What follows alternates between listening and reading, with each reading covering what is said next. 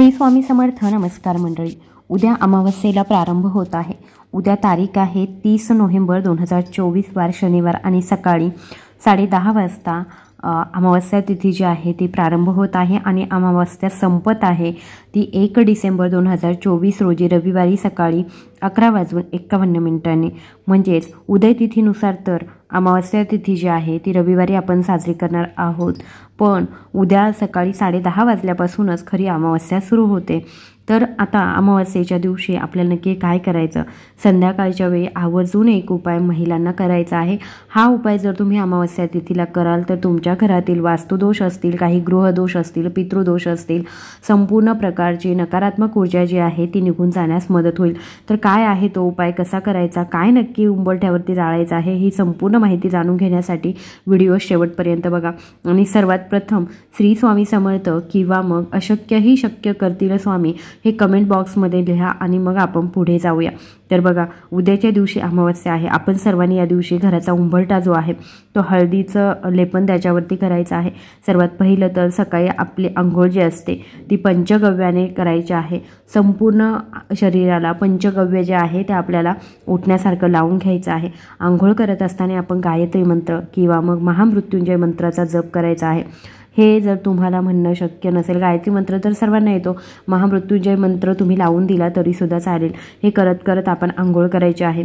जमल्यास एखाद्या नदी तीरावरती किंवा तीर्थक्षेत्री जर पंचगव्य संपूर्ण अंगाला लावून स्नान केलं तर ते अतिशय उत्तम मानलं जातं.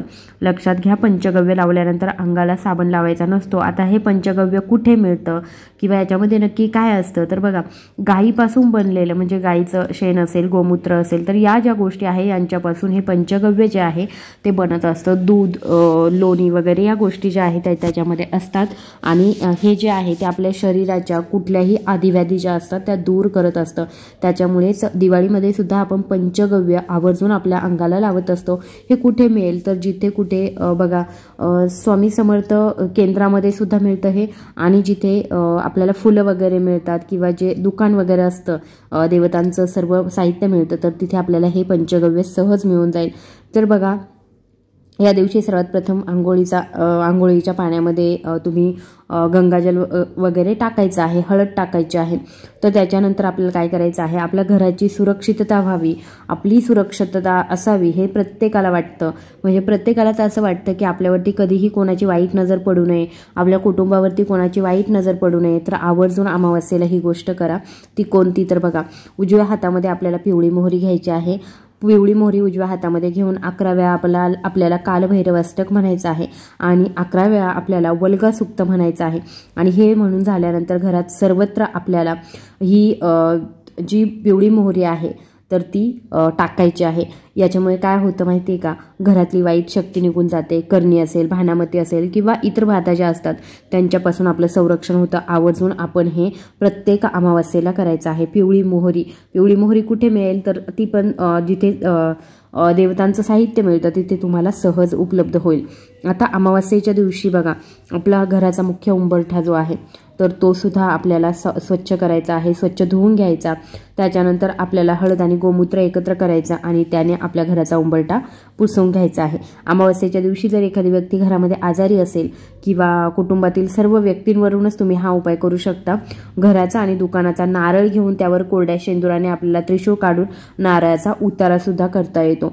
या दिवशी आपल्या घरातील आणि ऑफिसमधील, दुकानातील जाळी वगैरे काढायची आहे, व्यवस्थित साफसफाई करायची आहे.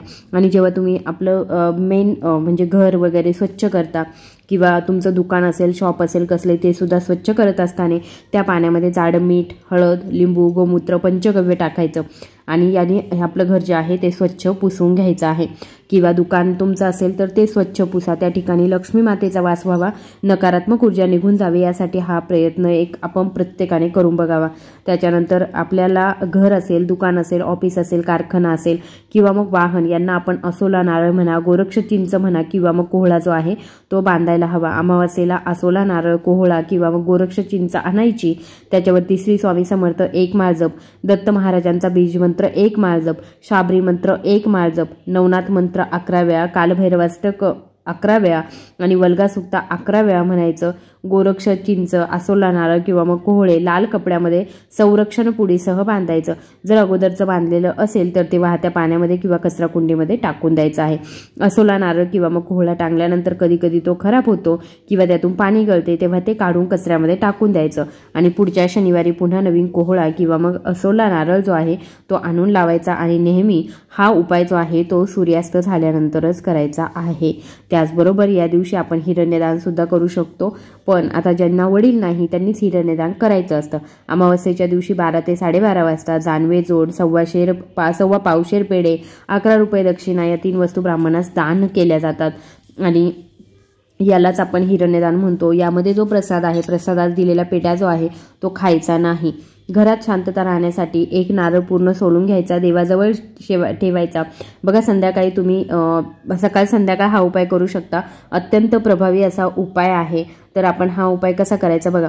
तर काय करायचं, एक नारळ सोलून घ्यायचा, शेंडी देवाकडे करायची. रोज सकाळ संध्याकाळ त्यावरती एकानंतर एक असे 7 कापूर जे आहे ते जाळायचे. कापूर जळत असताना श्री स्वामी समर्थ आणि गायत्री मंत्राचा जप करायचा. दर पौर्णिमा आणि अमावस्येला हा नारळ बदलून घ्यायचा. जुन्या नारळाचा प्रसाद आपण घरामध्ये खाऊ शकतो. हा उपाय रोज तुम्ही करू शकता. अमावस्या किंवा पौर्णिमेपासून याला सुरुवात करायची आहे, तर उद्यापासून तुम्ही याला सुरुवात करू शकता. आता येऊया आपल्याला मुख्य द्वारावरती नक्की काय जाळायचं आहे. तर बघा घरामध्ये भरपूर प्रकारची नकारात्मक ऊर्जा असते. एवढे सगळे उपाय करूनही नकारात्मक ऊर्जा जात नाही का? तर खरं तर आपण जेव्हा उपाय करतो तेव्हा नकारात्मक ऊर्जा कुठेतरी गायब होते, जाते, घरातून बाहेर जाते. पण काय होतं, ती पुन्हा क्रिएट होते. ती म्हणजे आपल्याला ऑप्शन नाही आहे त्या गोष्टीमागे.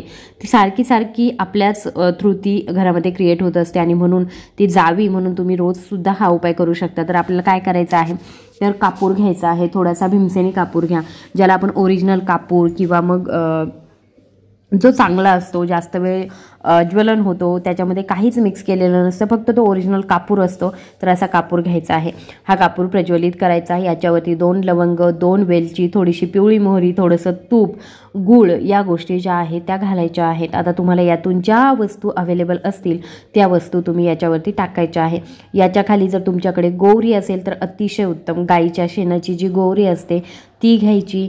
त्याच्यावरती तुम्ही कापूर टाकायचा, थोडंसं चमचाभर तूप टाकायचं, याच्यामध्ये लवंग टाकायचे, वेलची टाकायची आणि मिरे असतील तर मिरे टाकायचे, पिवळी मोहरी टाकायची आणि याचा जो आहे त्याचा धूर जो आहे तो आपल्याला सर्वत्र करायचा आहे. हे प्रज्वलित करायचं आणि श्री स्वामी समर्थ, श्री स्वामी समर्थ, श्री स्वामी समर्थ किंवा गायत्री मंत्र म्हणत हा धूर आपल्या संपूर्ण घराला दाखवायचा आहे. संपूर्ण घरामध्ये तुम्ही एखाद्या ताटामध्ये करू शकता हे, किंवा एखादी मोठी पंती असेल तुमच्याकडे तर गोवऱ्यांचे थोडे थोडे तुकडे करा आणि त्याने तुम्ही हे जे आहे ते करू शकता. आणि नंतर आपल्याला काय करायचं आहे, हे संपूर्ण जाळायचं आणि या ज्या सर्व गोष्टी आहेत त्या आपल्या मुख्यद्वारावरती नेऊन आपल्याला बाहेरच्या बाजूला ठेवायच्या आहे. उंबरठ्यावरती आपल्याला हे ठेवायचं. काही वेळापर्यंत हे उंबरठ्यावरती असंच प्रज्वलित राहून द्यायचं. याच्यामध्ये फक्त तुम्ही पंतीमध्ये कापूर, लवंग घेतले तरीसुद्धा चालणार आहे आणि पिवळी मोहरी तर आवर्जून टाका. तर या गोष्टी ज्या आहेत त्या उंबरठ्यावरती आपल्याला उंबऱ्याच्या बाहेरच्या बाजूला ठेवून द्यायच्या. आपला जो मुख्यद्वार आहे तो काही वेळेसाठी उघडाच ठेवायचा, कारण संपूर्ण निगेटिव्ह एनर्जी आपल्या घरातून बाहेर गेली पाहिजे हे लक्षात ठेवा. आणि त्याचबरोबर माता लक्ष्मीचा वास आपल्या घरामध्ये झाला पाहिजे.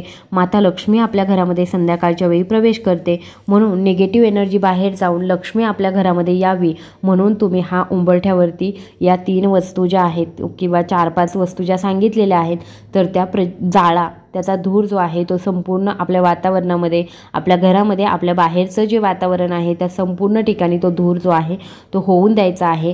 ज्याने काय होईल की निगेटिव्ह एनर्जी आपल्या आजूबाजूला कुठेही असेल तर ती निघून जाईल. अमावस्या तिथीला बघा खूप जास्त निगेटिव्ह नकारात्मकता जी आहे ती असते आणि ती निघून जावे म्हणून आपण हा उपाय जो आहे तो करायचा आहे. आय होप ही माहिती तुम्हाला आवडली असेल तर नक्की जास्तीत जास्त महिलांपर्यंत शेअर करा. चॅनलवर नवीन आला असाल तर चॅनलला सबस्क्राईब करा. धन्यवाद.